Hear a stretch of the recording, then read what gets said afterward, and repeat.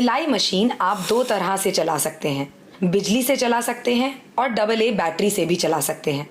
बिजली से चलाने के लिए अडेप्टर का उपयोग करें जो कि मशीन के साथ दिया गया है।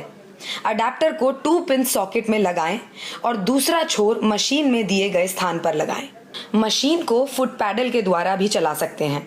जैसा कि आप देख सकते हैं कि फुट पैडल का एक छोर दिए गए जगह पर लगाएं और दूसरे छोर को दबाने से मशीन शुरू हो जाती है।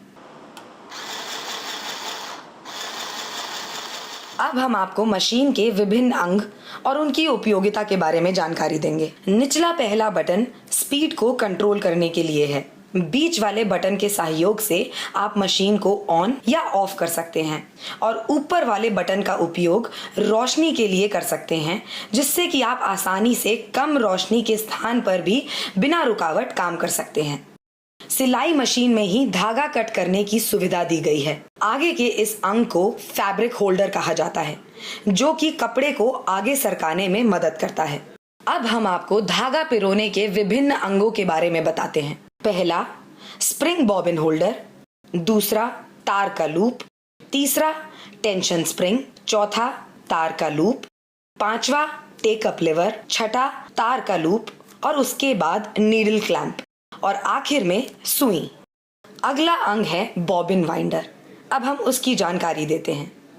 अगर बॉबिन का धागा खत्म हो जाता है तो इस अंग के द्वारा बॉबिन में धागा भरा जाता है। आइए मशीन में धागा पिरोने की प्रक्रिया देखते हैं। पहले स्प्रिंग बॉबिन होल्डर में लगाए गए तरीके से रखें, यानी कि पहले स्प्रिंग, फिर बॉबिन और आखिर में लॉक करें। धागे को ऊपर की तरफ से पहले लूप में पिरोएं, फिर टेंशन स्प्रिंग से गुजरते हुए अगले तार के लूप में डालें।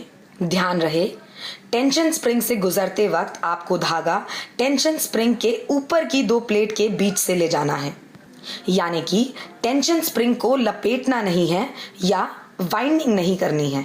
उसके बाद अगले तार के लूप में पिरोएं। आगे बढ़ते हुए टेकअप लिवर से धागा पिरोएं। ध्यान रखें, दिखाई गई प्रक्रिया को आराम से करें। अब हम आगे बढ़ेंगे। टेकअप लिवर के बाद दिखाए गए अगले तार के लूप से धागा पिरोएं। अब नीडल क्लैंप के छेद से धागे को नीडल के छेद में डालना है। तो अब आपको ध्यान देना है कि नीडल के छेद में धागा बाईं ओर से दाईं ओर में पिरोना है, जैसा कि आप देख रहे हैं। अब हम बॉबिन की प्रक्रिया की तरफ बढ़ेंगे। मशीन के साथ दी गई बॉबिन लीजिए और उसे दिए गए तरीके से बॉबिन कंपार्टमेंट में रखें। ध्यान रखें, बॉबिन से आने वाले धागे को मशीन की बॉडी में दिए गए खांचे से बाहर निकालना है। धागा खींचकर देखें कि आपकी बॉबिन क्लॉकवाइज अथवा घड़ी की दिशा में घूम रही है क्या। उसके बाद बॉबिन कंपार्टमेंट का कैप लगाकर उसे बंद कर दें। धागा खींचकर यह सुनिश्चित करें कि आपकी बॉबिन सही तरीके से लगी है। और अब हम महत्वपूर्ण क्रिया की ओर बढ़ेंगे, जो कि है बॉबिन का धागा नीडल के धागे के साथ ऊपर लाना है। ध्यान दें और दिखाई गई प्रक्रिया को आप पहले ध्यान से देखें और उसके बाद ही उसे करें।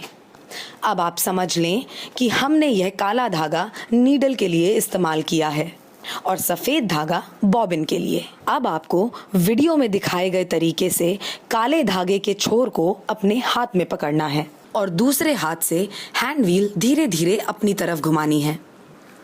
एक चीज का ध्यान रखें कि आपको हैंड व्हील को लगातार और तेजी से नहीं घुमाना है, ताकि वो नीडल को नीचे की ओर ले जाए। ध्यान रखना है कि नीडल नीचे की तरफ सिर्फ एक बार जानी चाहिए, जैसे कि आप वीडियो में देख पा रहे हैं। जैसे जैसे नीडल नीचे नीचे जाए, वैसे ही आपको हैंड व्हील घुमाते रहना है।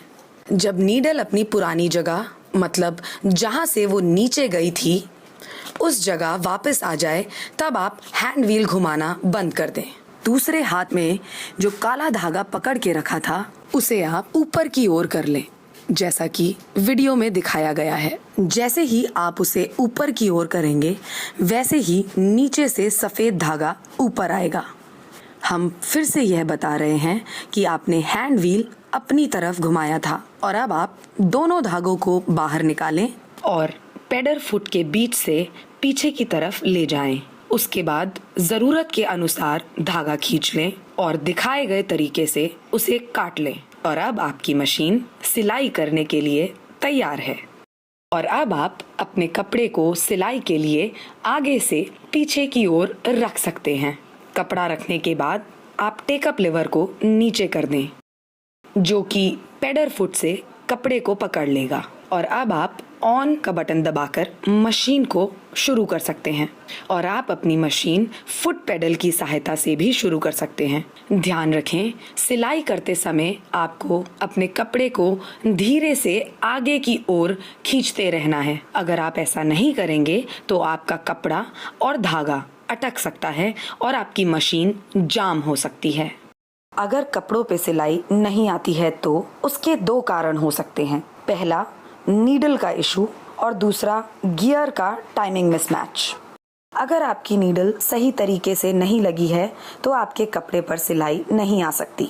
ध्यान रखें और नीडल को सही तरीके से लगाएं। अगर आप सिलाई मशीन को बिना कपड़े के चलाते रहेंगे तो आपकी सिलाई मशीन जाम हो सकती है। तो ध्यान रखें, कभी भी मशीन को एम्प्टी या बिना कपड़े के ना चलाएं।